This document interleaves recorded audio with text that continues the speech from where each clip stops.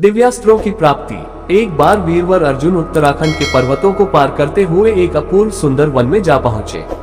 वहां के शांत वातावरण में वे भगवान की शंकर की तपस्या करने लगे। उनकी तपस्या की परीक्षा लेने के लिए भगवान शंकर एक भील का वेश धारण कर उस वन में आए। वहां पर आने पर भील रूपी शिव जी ने देखा कि एक दैत्य शूकर का रूप धारण कर तपस्यारत अर्जुन की घात में है। शिव जी ने उस दैत्य पर अपना बाण छोड़ दिया। जिस समय शंकर भगवान ने दैत्य को देखकर बाण छोड़ा, उसी समय अर्जुन की तपस्या टूटी और दैत्य पर उनकी दृष्टि पड़ी। उन्होंने भी अपना गांडीव धनुष उठाकर उस पर बाण छोड़ दिया। शूकर को दोनों बाण एक साथ लगे और उसके प्राण निकल गए। शूकर के मर जाने पर भील रूपी शिव जी और अर्जुन दोनों ही शूकर को अपने बाण से मरा होने का दावा करने लगे। दोनों के मध्य विवाद बढ़ता गया और विवाद ने युद्ध का रूप धारण कर लिया। अर्जुन निरंतर भील पर गांडीव से बाणों की वर्षा करते रहे, किंतु उनके बाण भील के शरीर से टकरा टकरा कर टूटते रहे और भील शांत खड़े हुए मुस्कुराता रहा। अंत में उनकी तरकश के सारे बाण समाप्त हो गए। इस पर अर्जुन ने भील पर अपनी तलवार से आक्रमण कर दिया। अर्जुन की तलवार भी भील के शरीर से टकरा कर दो टुकड़े हो गई। अब अर्जुन क्रोधित होकर भील से मल्ल युद्ध करने लगे। मल्ल युद्ध में भी अर्जुन भील के प्रहार से मूर्छित हो गए। थोड़ी देर पश्चात जब अर्जुन की मूर्छा टूटी तो उन्होंने देखा कि भील अब भी वहीं खड़े मुस्कुरा रहा है।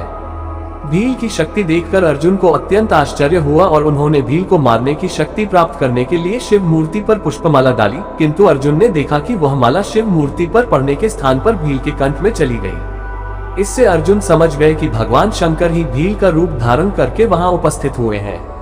अर्जुन शंकर जी के चरणों में गिर पड़े। भगवान शंकर ने अपना असली रूप धारण कर लिया और अर्जुन से कहा, हे अर्जुन, मैं तुम्हारी तपस्या और पराक्रम से अति प्रसन्न हूँ और तुम्हें पशुपत्यास्त्र प्रदान करता हूँ। भगवान शंकर अर्जुन को पशुपत्यास्त्र प्रदान कर अंतर्ध्यान हो गए। उसके पश्चात वहां पर वरुण, यम, कुबेर, गंधर्व और इंद्र अपने अपने वाहनों पर सवार होकर आ गए। अर्जुन ने सभी देवताओं की विधिवत पूजा की। यह देखकर यमराज ने कहा, अर्जुन, तुम नर के अवतार हो तथा श्री कृष्ण नारायण के अवतार हैं। तुम दोनों मिलकर अब पृथ्वी का भार हल्का करो।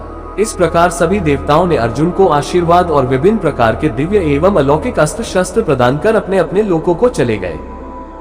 अर्जुन को उर्वशी का शाप। अर्जुन के पास से अपने लोक को वापस जाते समय देवराज इंद्र ने कहा, हे अर्जुन, अभी तुम्हें देवताओं के अनेक कार्य संपन्न करने हैं, अतः तुमको लेने के लिए मेरा सारथी आएगा।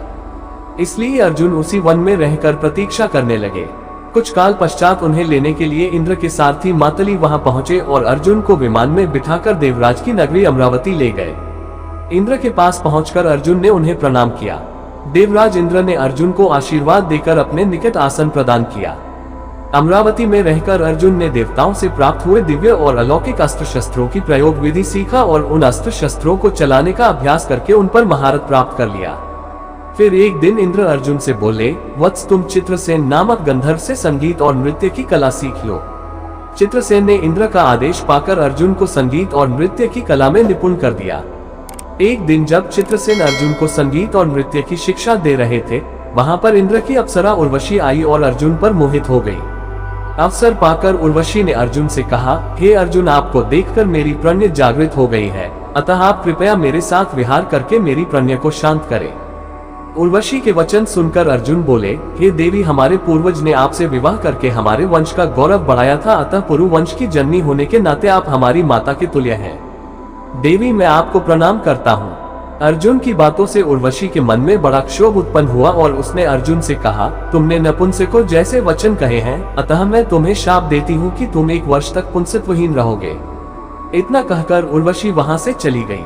जब इंद्र को इस घटना के विषय में ज्ञात हुआ तो वे अर्जुन से बोले, वत्स, तुमने जो व्यवहार किया है वह तुम्हारे योग्य ही था। उर्वशी का यह शाप भी भगवान की इच्छा थी। यह शाप तुम्हारे अज्ञातवास के समय काम आएगा।